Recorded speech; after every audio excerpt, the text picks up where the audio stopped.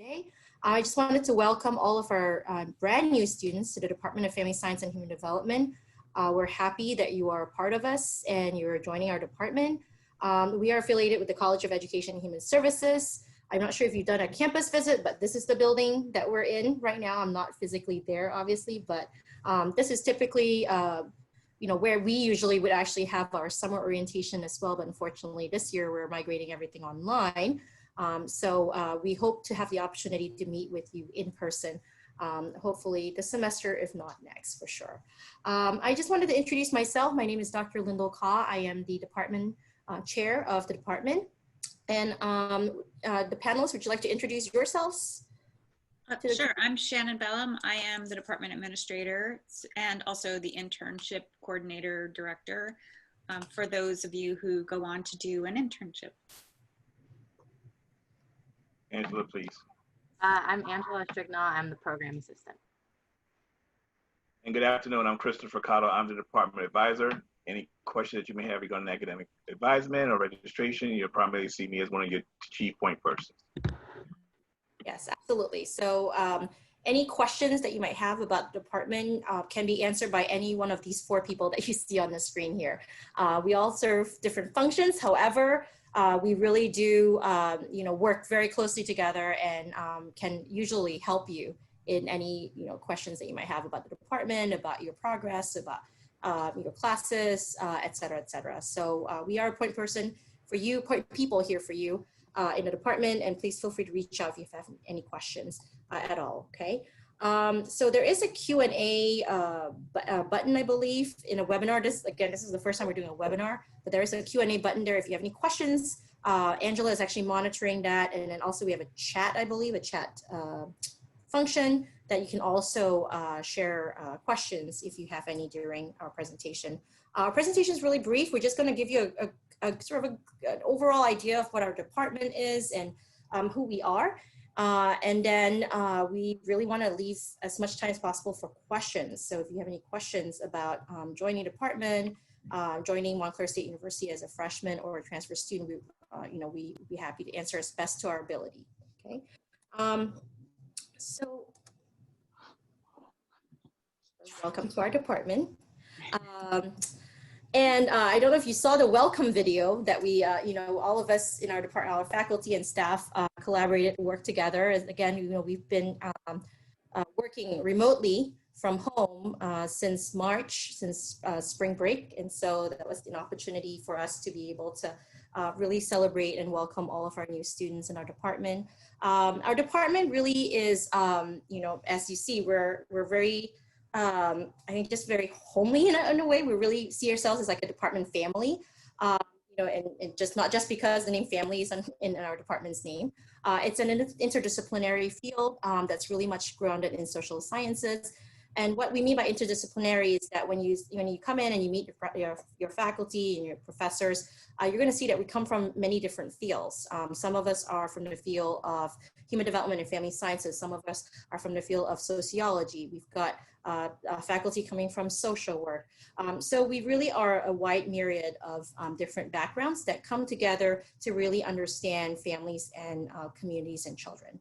Our major is also very unique in that we teach students how to understand individuals, families, and communities from a holistic point of view. So not just from the perspective of a child or an individual or a family, but we really look at it from a larger standpoint, right? So the child within the community, within a family and within a community, and how that sort of that relationship goes from from how the child impacts the family and that impacts the community and vice versa. So we try to provide students with a wide range of understanding as far as how to work with children and families, not just from one viewpoint, but from many different viewpoints in social sciences. Our department is also very unique in that we really do emphasize on social justice, power, and diversity. That is a part of our mission statement, but also in our coursework, you'll see that when you take our classes from anywhere from an intro to family studies class, family science class, all the way to the very last class of your internship, you're going to see, or for the last class that you take in as a school settings student, you'll see that all of your classes will have a component of really understanding families, children, individuals, communities from a social justice standpoint, okay? So we really do emphasize on that, and you see that even in your research methods class, for example, you'll see that coming through. Another very unique aspect of our department is that we really do provide hands-on real-life experiences through internships and fieldwork. One of the classes that that all students are required to take is FSHD 315, which is a field experience class. I'm actually one of the professors that teach that class. And we require students to actually do 35 hours of some kind of a volunteering community type of experience with individuals, families, and children in a community setting. And that really gives students a really great sort of a feel for what the field of family science and human development is like out there.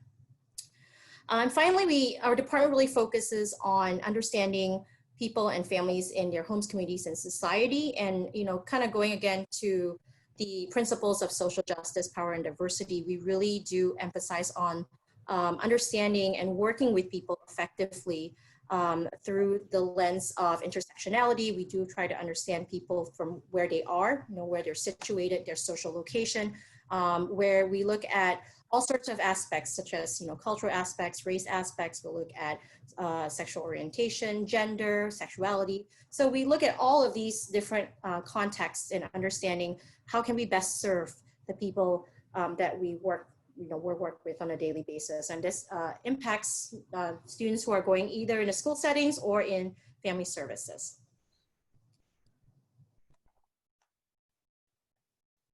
Now, one of the things I think a lot of you are probably wondering is also as far as the careers and opportunities in family science and human development.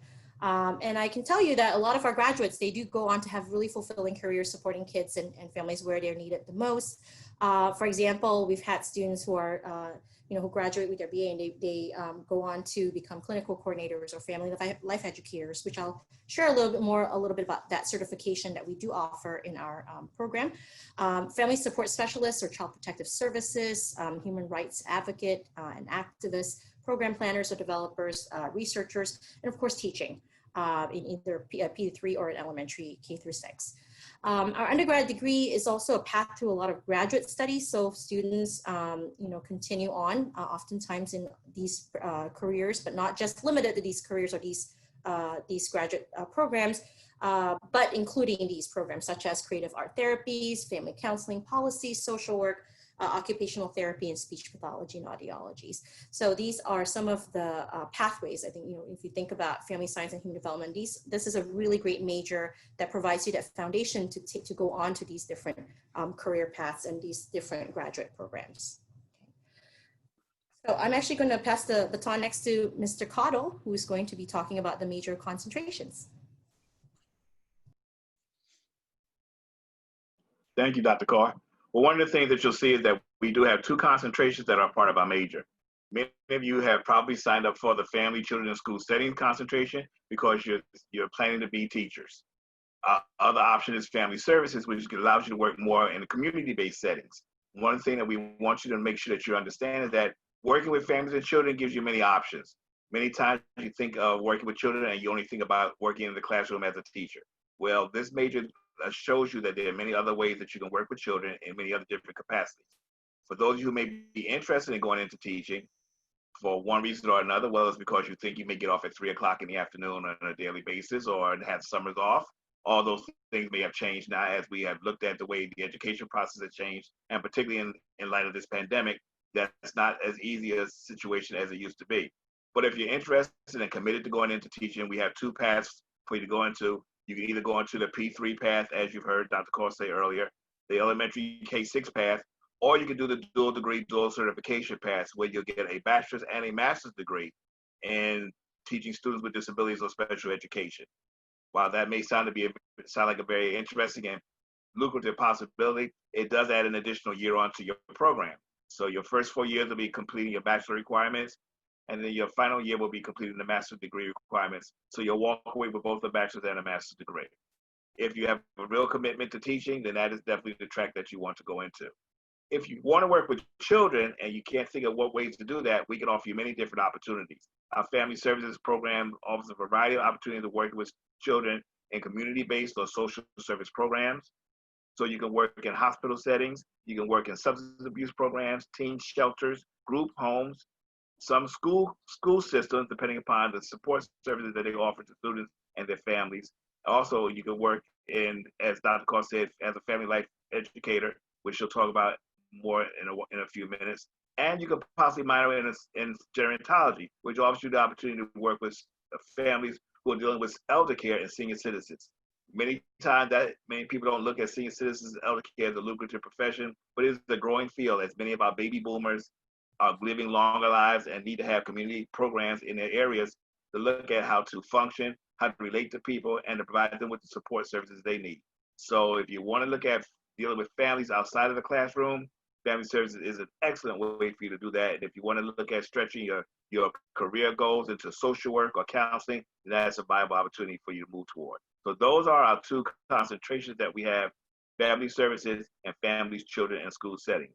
If you think that you're in one, you may think you may want to switch to the other. That's not a problem. It's just a simple conversation with one of us to talk about what you think your long-term goals are, and we can make the change if that's something that you want to do.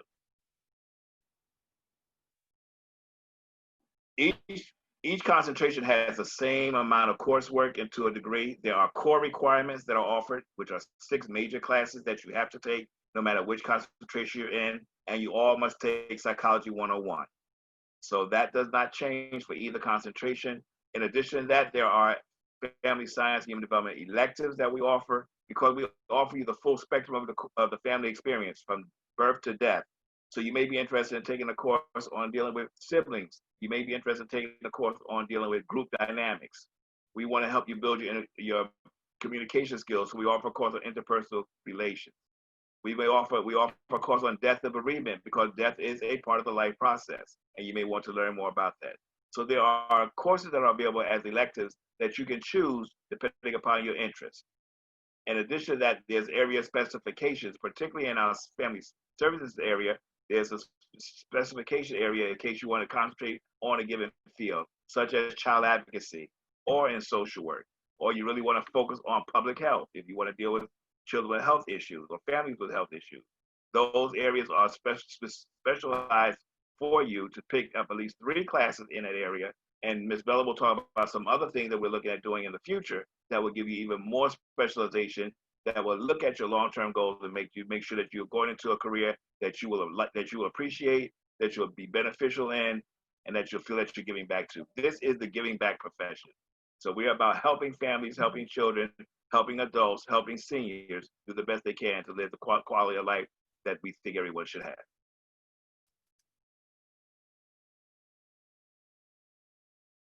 I think this is Ms. Bellum's turn. Is this me?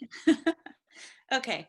So I'm going to talk to you about the classes, and when I'm done, I will share with you some of the exciting things that we're working on for future courses.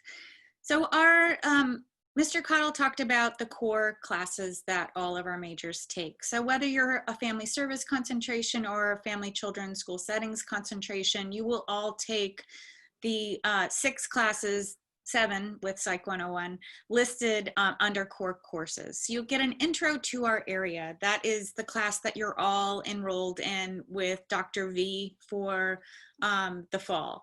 And you will love him, you will love the class, I guarantee you. We're really the best department on campus, so yay, you picked us.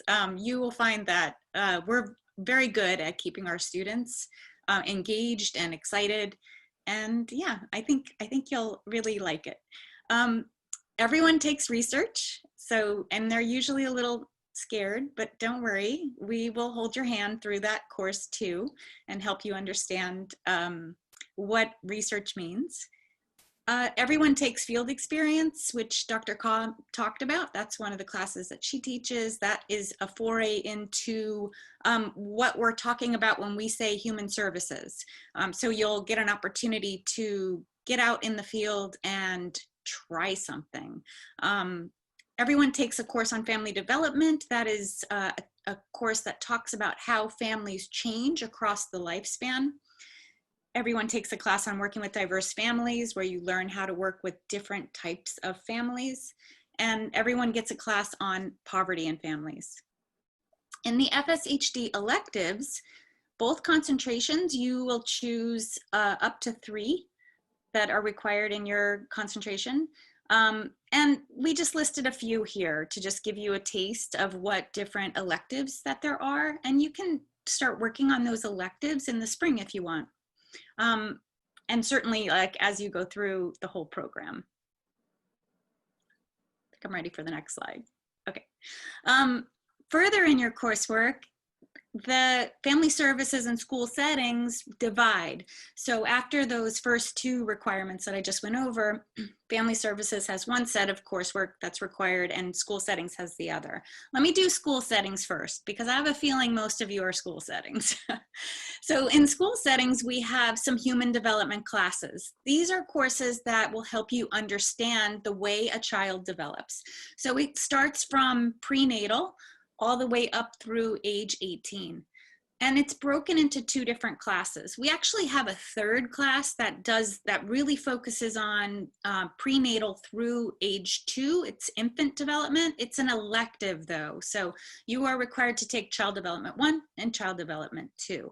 Those classes are also required for the teacher certification coursework. So what you're gonna find is that a lot of the classes will either double or triple dip. So like Psychology 101, that's a triple dip, meaning it's hitting a gen ed for you, it's hitting a major requirement, and it's hitting a teacher ed requirement.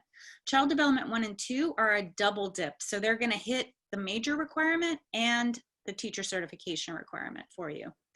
And then after that, human development set of classes, we think of it as 3. So it's Psych 101 is 1, then Child Development 1, Child Development 2, those 3 human development courses. You will be required to take a whole bunch of classes that have to do with your teacher certification. And that will really depend on which of those 4 that Mr. Cottle talked about, which of those 4 you choose. You don't have to choose today. You don't even have to choose this year or even next year. You have time. The earliest you'll probably choose which certification, it'll be January 2022. That'll be the earliest any of you will need to figure out which certification you want. So we hope that you really spend some time exploring different aspects of what it is to work with families and kids to figure out which concentration is the best fit for you and also which certification is the best fit for you. In family services, we have a set of, actually, there's a couple things missing here. Well, I'm just gonna talk general. There's this group of classes that we have you take a collateral, what we call collateral courses. So anytime you see a major requiring collateral courses, collateral means courses that aren't listed in our field, but are in other fields on campus where in this case, it's an elective, so you get to choose what those courses are. But we have some broad stroke areas that we want you to kind of pick from. So I don't want to get too in the weeds on what those are. If you are a family service major, or if you switch into family services down the road, we can talk more about what that program will look like. But it's basically about 3 classes. There's a couple other required classes that are in the major that we don't have listed on this slide that really focus on professional development for the family service folks. Because if you're family services, you're going into human services and you're going to be a caseworker, or you're going to be a program developer, a program administrator, those type of roles and tasks. I had mentioned before that I also manage the internship experience for our students. And part of that is keeping up with providing you a massive database of different internship sites. So our family service students are required to do an internship. It's 300 hours, which sounds like a lot, but it's basically about 20 hours a week in 1 semester. That internship experience is usually done in your final semester. So you are a senior in your very last semester, and that's when we say you're ready for internship. We want you to have a bunch of our classes under your belt before you go out into the field for that professional experience. We also find that a huge percentage of our students get hired right out of the internship experience. And so we want them to be at the end so that they can accept the job offer that they're getting. So that's a factor with part of the internship. stuff. So if you're interested in that, if you're a family service major, what you should know, like no matter which concentration you're coming in declared as, we're going to assign you to a Canvas site that we maintain for the major. It'll be specific to the concentration. We use those Canvas sites. We can't make you join. We can only invite you. So please accept the invitation because we use those sites to communicate with you. So if there's things that we want to, we want to target to a specific group, or we want to tell all our majors, we're going to send you a message through Canvas. So that's our way, a department specific way of talking to you. So do make sure that you accept that invite so that you don't miss any messages, because especially in a pandemic year, like with things sort of changing spur of the moment, it's really important that we keep those communication channels open. Do I have another slide? Okay, yes. Do I need a minor? Do I need to complete a minor? I have this slide in here because this is a very common question that Mr. Cottle and I get when students come in for advisement.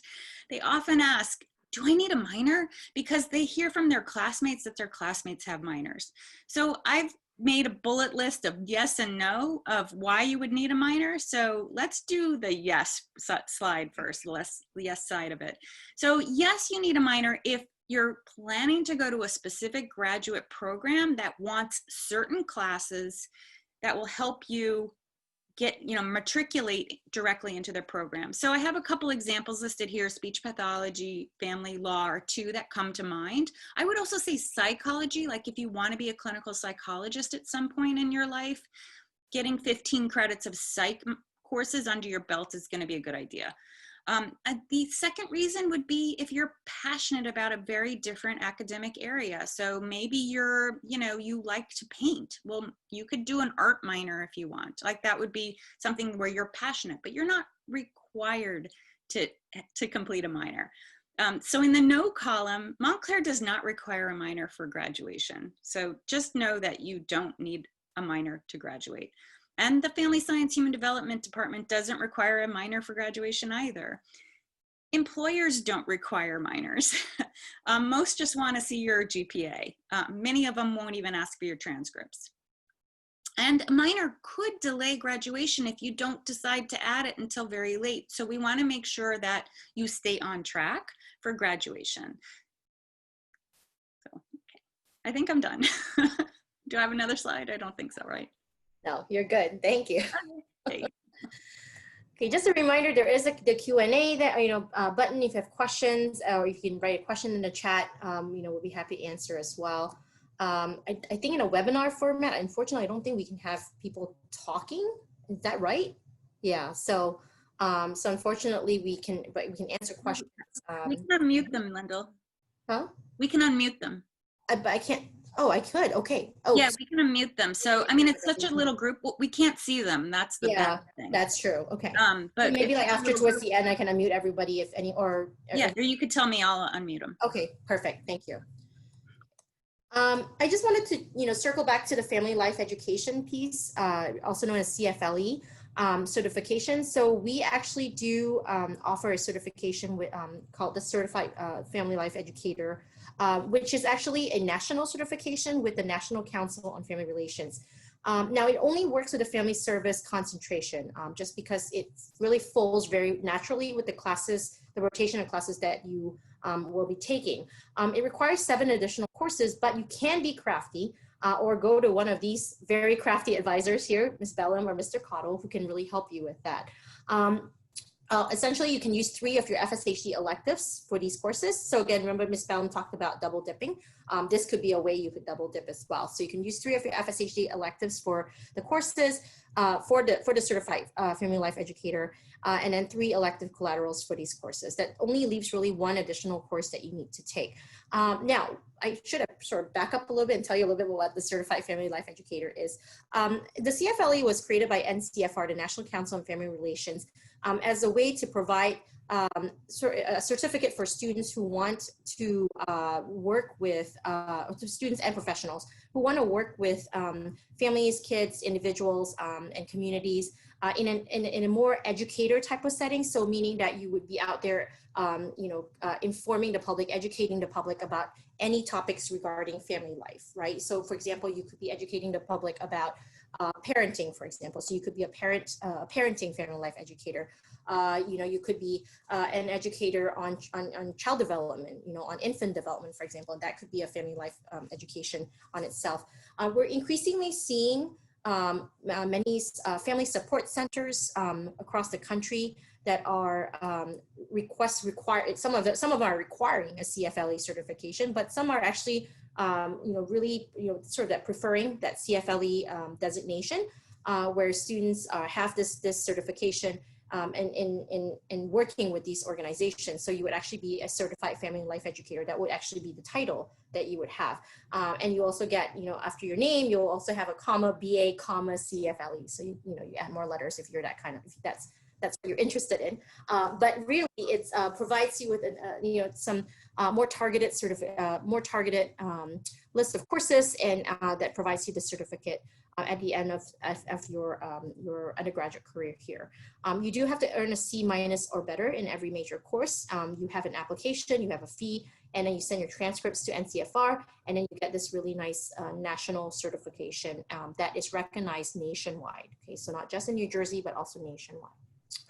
So again, it's a really valid opportunity for our students. We're really excited that we're able to bring it to Montclair. It's a fairly new program, but we are gaining some traction on it, and we really would love to see more students being involved with CFLE. And in fact, some of our professors are also CFLE certified family life educators as well.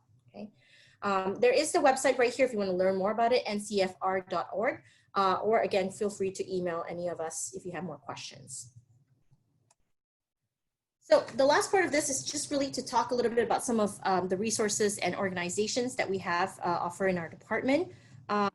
So I do want to talk about scholarships really quickly before we go into the organizations. We do offer some scholarship opportunities for students. Typically, we have a call for applications sometime in late February, and then by around March or mid-March, around spring break time, that's when students would know roughly in terms of whether they would get a scholarship. It's fairly competitive, but we typically offer these 4 scholarships: the Catherine B. Hall Scholarship, and you can see the requirements there: a minimum of 3.5 GPA. And then the preferences are given to students who are active participants of the department or members of a professional organization affiliated with their course of study. We have the Guthrie Award as well, who's awarded to a full-time undergraduate junior student with a minimum of 3.0 GPA. And then preference given to students who are able to provide involvement in community service with families and/or children. We also have the Doris Rusling Award with a minimum of 3.0 GPA for students, especially with financial needs. And then we have a Department Family Science and Human Development scholarship as well for juniors or seniors with a minimum of 3.3 GPA. For students specifically, especially for students who have demonstrated significant contributions in the area of community service with families and or children. This is actually another really just to pitch for what Ms. Bellum talked about as far as the Canvas sites. If you see a notification in your email inviting you to join a Canvas site, please do click yes and join, because that's where you would see scholarship announcements as well. So that's another example of why you should be in these Canvas sites, okay, if you are not already. Chris, do you want to talk about Kappa Omicron Nu? Sure. One of the other options that you will have, I'm sure many of you come from high schools that had honor societies. Well, the tradition continues in college. So we will offer you the opportunity to be a part of the honor society for our major, Kappa Omicron Nu. It was established in 1990, and we have been a part of the organization since the early 1990s. As you see the mission, it allows you to have to get the powers leaders to have an integrative approach to enhance the quality of living. Their eligibility requirements: you just need a 3.0 GPA with a minimum of 45 credits. So you can apply. You can either be self-nominated, or you can be nominated by one of your faculty members or one of your advisors. Again, the benefits are tremendous. As any other honor society, it gives you the opportunity for additional grants and scholarships. Also provides you with great networking opportunities, so you connect with people throughout the country and around the world. That may offer you some opportunities to do some professional career development things outside of the country, outside of your local areas. And there's many other leadership positions that you can get involved in. We have a local chapter on campus that does a lot of community service work during the course of the year, whether it's food basket drives for Thanksgiving, whether it's a toy drive for Christmas, whether it's food pantry drive. They do a lot of things on campus to promote community service and leadership. And those things can be parlayed into you becoming involved at the national level. There's a national conference that they host, and it's a really great opportunity for you to get involved on campus. And many times when you're looking at coming to college, you're not only trying to do your academic development, but you're also getting involved in extracurricular activities. This would be a great activity for you to get involved with because number one, it's directly affiliated with your major, and it gives you many opportunities to be able to provide community service and to develop your leadership skills, which will hopefully get you the opportunity for scholarships or future career opportunities. Yep. And Mr. Cottle is the advisor for KON, as well as one of our faculty members, Dr. Pearl Stewart, okay, who is also a tremendously amazing person. And I'm going to talk about Montclair's Council on Family Relations, which is also a student organization that's actually housed in our department. It was actually established in 2013. I'm actually the faculty advisor for this organization. And it's really a student organization that is affiliated with the National Council on Family Relations, which I had talked about earlier regarding the certification. So it's the same organization, the same national council, the same national organization that we are a part of. Okay, so our mission is really to provide opportunities for FSHD students for leadership and service. So we've had groups that have been very active, who have done a host of different community projects. From, you can see a pile of diapers here. We've done a national diaper donation drive. We do holiday toy drives. We've done food and clothes donations. We've done autism awareness types of speeches and events, and races, et cetera, et cetera. So our groups are very committed to providing opportunities for students to really engage with the community in a volunteering type of capacity, but also on the professional development side, really, as Mr. Cotto had talked about, really to bulk up your CV, to add to your resume, to add more experiences that you might have in terms of working with families and children. And again, with leadership as well, right? Things like leadership, things like community service, for example, these things do make you stand out more when you're on the job market. So we do invite you to join these organizations, and feel free to ask more questions as well regarding these organizations. Okay. So this is our contact information right here. We are typically in University Hall 41441, the 4th floor suite, and that's our phone number there. Really the best way, due to the pandemic and the university hasn't officially reopened, where we're not physically working in our offices right now. But the best way to reach us is our email, fshd@montclair.edu. Feel free to check out our website as well. And if you want to see pictures of the professors you're going to meet on your first day, for example, see their research interests, you can learn more about our department. We also have our department newsletter that Ms. Strignall actually spearheads, and so you're welcome to look up and see things that we do in our department, some of our events, and also again put names to faces. That's often important. Again, we're a big family and we're a big community, and so we really do try to connect with our students in many different ways. Our contact information is all here. And one of the slides I forgot to include is that we are also on social media. We're getting there. So Angela, do you want to just quickly mention really quickly about where students can find us on social media? Yeah, so we're on Instagram, Facebook, and LinkedIn. So if you just search FSHD Montclair or Family Science Human Development Montclair, it should be the first one that pops up. So check us out there. Yes. Yeah. This concludes our presentation piece of it, but I'll leave this contact information page on here, and we have roughly about 20 minutes for any kind of Q&A. So I'm going to see if I can, you want to try to unmute all our participants, or if you have a question? I would wait, like if one of them just raises their hand. Yeah, okay. I can unmute. That'd be great. So anyone has any questions for us, anything that we can answer, please feel free to chime in. Someone's asking for a PDF. Yeah, I just saw that. Yeah, we can probably do that, right? And I think this webinar will be, is it going to be made available from the Student Success Center? Because this is organized by the Student Success Center, I believe. Right.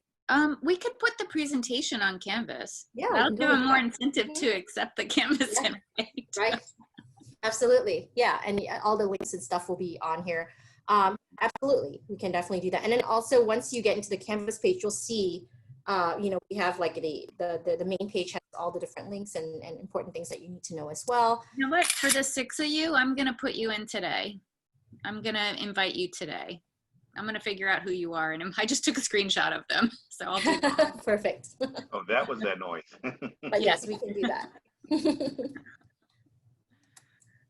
Any questions we can answer for you or make clearer for you? You're welcome.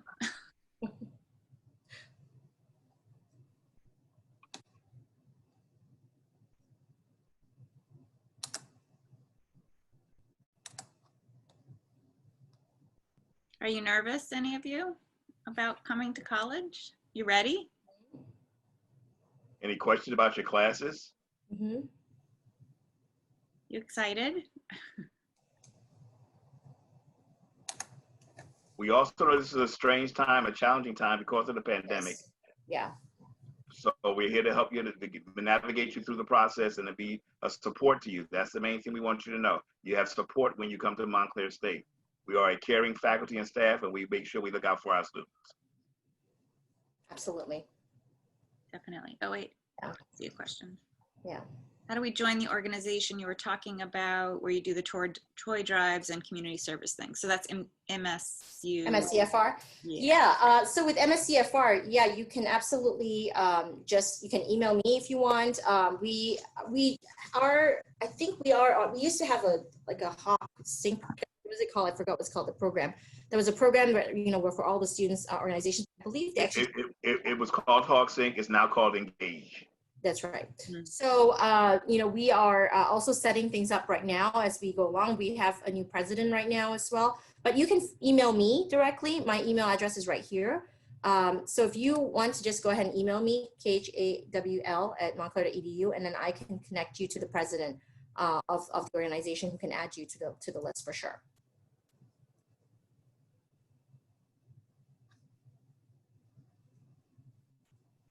I also think all of our contact is listed on Canvas. I know they can find me and Chris through Canvas. Right. Yes. Right. Yeah, like we have links and stuff. All of our advisement appointments will be online through the fall. So we do them through Zoom like this, where you can either show your face or not. Mm-hmm. And to schedule your appointments, you can either go through Navigate, which is the advising tool that you can sign up for appointments on, or Ms. Bellum has a You Can Book Me Right. page that you can go to sign up for appointments. Right. So any questions you may have throughout the course of the semester, reach out to us and make sure that you schedule an appointment and a time for us to get back to you. We'll be more than happy to do that. Right. And Chris, their spring schedules will be given to them? Yes. For this year, Montclair has begun a new process. You all had your fall schedules already picked for you and classes coordinated. Your spring schedule will also be done the same way. They are being done as we speak, so that hopefully within the next few weeks, you may be able to get your spring schedules. One course that you definitely you'll have to make sure you take advantage of. You're all enrolled in a Gen Ed 199 New Student Seminar course. Please make sure that you take advantage of all the resources in that course. It will be taught by people who are in the College of Education and Human Services, and they will be working hard to make sure you have all the information you need to adjust to your first semester and your first year at the institution, as well as giving you information about the major so that you can be well aware of what your options are and be aware of what we're doing to support your journey. So Juliana is asking, oh, by the way, like I'm going to be a grandma and my granddaughter will be named Juliana, which that's kind of cute. We already know. So Juliana's asking if everything's through Zoom. So all of your contact with the department is through Zoom. Classes, sorry if you're hearing a noise, my cat has suddenly decided to start playing. Sorry. Which is a part of Zoom, right? Which is a part of Zoom, yeah. He's super cute, but yeah, anyway. annoying at times. Yeah, classes, it really depends on your faculty. So faculty are choosing to operate through Zoom or through Canvas using some other virtual tools, and some are choosing to meet you face to face. So you should see it on your schedule. Do you have any questions about some of the MSU acronyms that we're using? Like maybe we could help you understand or interpret what it is, what you're actually getting on your schedule. I hope that answered your question. And just to also add to that, we can also, if you're not comfortable with Zoom for an advising meeting, you can simply send us an email and we'll answer your question by email.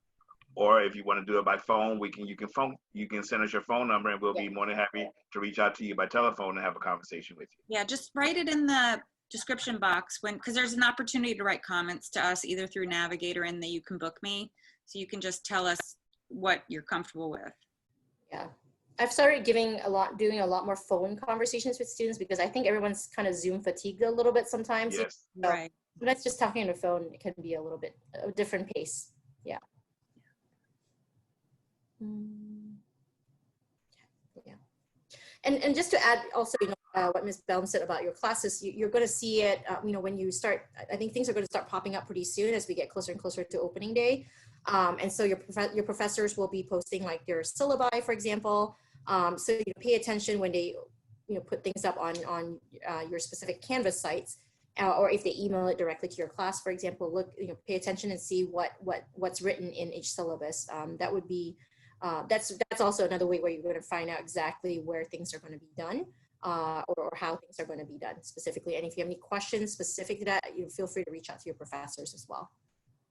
Yeah, definitely communicate with your professors about anything and everything that, Yeah. if they don't know the answer, they can redirect you. Yeah.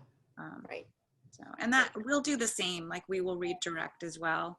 If there's a question, like today I was answering a question about official transcripts. So I just redirected the student to the person who could give her official transcript. So, I mean, that's a lot of what we end up doing. So be patient. If we don't know the answer, we're going to tell you who to go to for the right answer.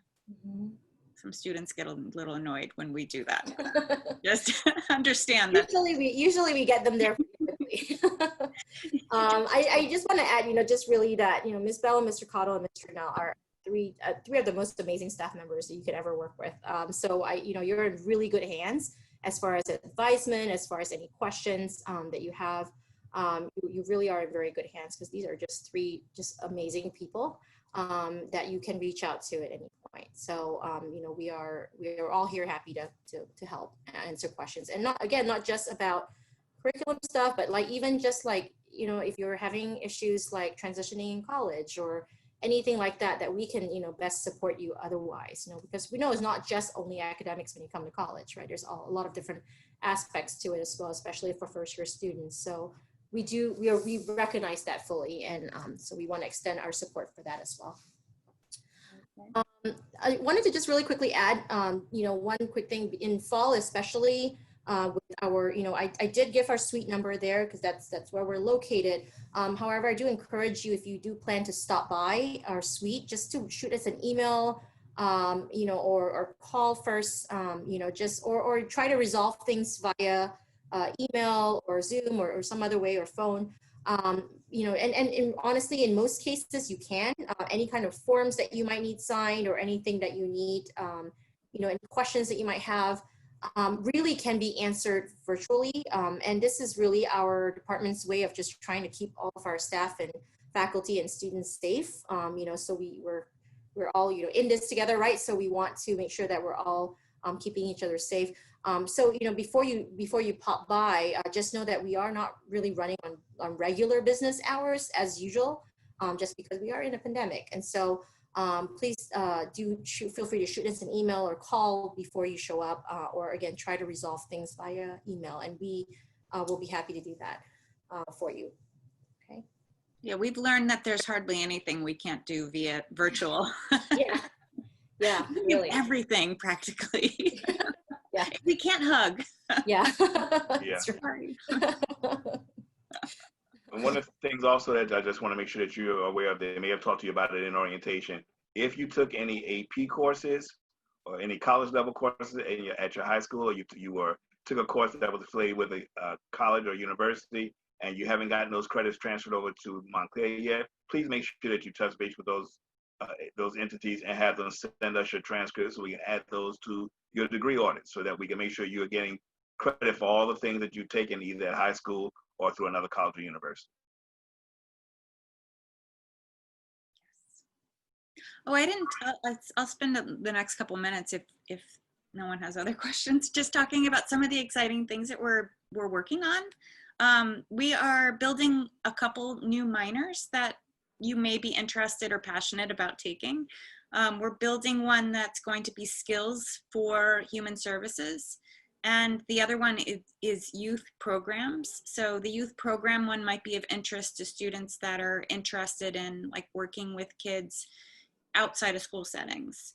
And we're also, we're thinking a lot about the current events that are happening right now, about the pandemic and also about Black Lives Matter movement. So we have some interesting things that we've been sort of just brainstorming about, so that we're so excited to develop and share with you.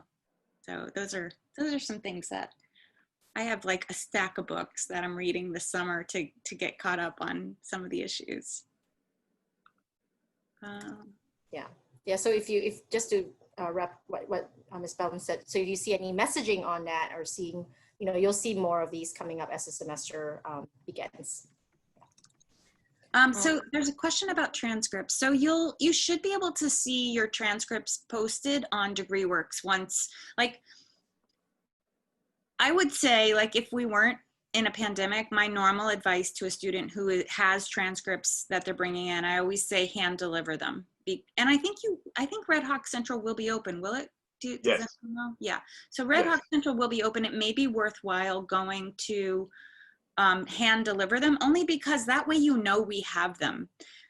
Because if you ask the school to mail them to Montclair, you will not know that we have them until they're posted on your DegreeWorks. So if everything works smoothly, those transcripts will just get posted and you'll see them.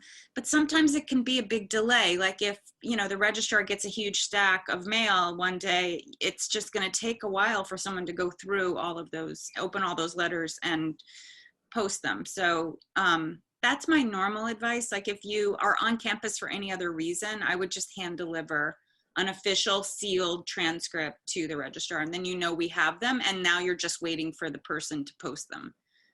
So that's my usual. Let's see what else. Okay, it sounds like it's just some thank yous and goodbyes on the questions. Well, I think the main thing that we want everyone to know is that, as I said earlier, we're here to support you. We're here to give you the options of working with families. Teaching's not the only way to work with children. We'll show you the other options if you're interested in them. We encourage you to switch over and do some other creative things. If you're committed and dedicated to working in a classroom environment, then do all that you can to become as proficient as you can to become the best teacher that you can be. So the main thing is seek out advisement when you need it. Ask for help when you need it. Don't think that any question is a dumb question. Please ask it, and we'll help you get directed to the appropriate place. And know that Family Science Human Development is here to help you. Yeah, advisement is key. I can't stress that enough. I've seen most of our students who do really, really well, and some graduate under 4 years, right? Some of them really do well. It's because of excellent advisement. And again, we have some of the most excellent advisors right here, for you. So I cannot stress enough in terms of just seeking advisement and making sure that you are on track. And Ms. Bellman and Mr. Cottle are excellent at their jobs. Thank you. We have a good leader. We have a good leader. We have a very good leader. Well, yeah, the school settings is very prescribed. So if you're gonna do school settings and become a teacher, your coursework is gonna be very tight. There's not a lot of wiggle room. So we wanna make sure that you really take everything you're supposed to take. Yeah. At the right time and stuff. It could get a little tense. So, but we'll give you a heads up if you come see us. Exactly. We'll connect you to the right people at the right time for you to apply to the teacher ed program. You don't have to apply to the program in your first semester. That cannot happen. You haven't met the prerequisite requirements. So that's not even something you have to worry about yet. Take your Right. time getting acclimated to the college and the campus. If you're on campus, get acclimated to your coursework and your professors. And as we go along each semester, we'll guide you through and let you know when it's time for you to really be thinking about applying to the teacher education program. Exactly. Yeah. Yeah, the soonest you'll apply to teacher ed will be January 2022, which will be your second semester of your sophomore year. Mhm. That would be the earliest. You have plenty of time even after that. Mhm. I think we're right at 4. I think so, yeah. Okay. Yeah. No last questions. Thank you again for attending. We are really excited to, well, we can't see you, but we are excited to have been able to communicate just our passion for our department and just give you some background as far as who we are and what you're about to join. I can't remember if Ms. Bell and Mr. Carlson, maybe both of you had said, we are really the best department on campus. So you all picked well. So, we're excited for you all to join, and feel free to shoot an email to any of us if you have any questions between now and graduation, I guess, but we're happy to have you on board. Okay. So I think I'm going to, was that, yeah? Yes, be safe. Be safe. Bye, Yes, everyone. absolutely. Nice Yep. seeing you. Take care, everybody. Bye-bye.